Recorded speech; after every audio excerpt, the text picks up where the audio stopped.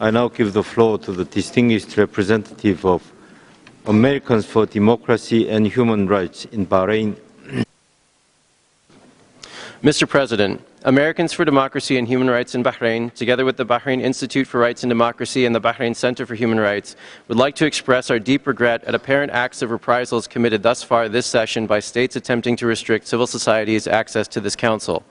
Recently, the Office of the High Commissioner for Human Rights held a training seminar in the Kingdom of Bahrain to train local civil society on how to engage with varying UN mechanisms, including the Human Rights Council. OHCHR regularly and diligently takes steps to protect civil society participants taking part in training programs conducted or administered by the office.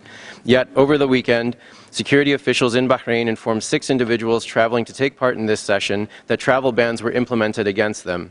These individuals, a number of whom participated in OHCHR's training, include human rights defenders Hussein Ghadi and Abdeham al-Sa'ir, the previously arbitrarily detained medic and labor rights activist Ibrahim Damastani, activist Ali Ghadir, and family members of victims of arbitrarily extrajudicial executions in Bahrain.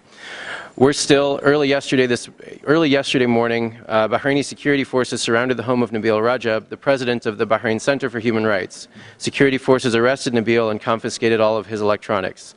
Nabil remains in detention without charge.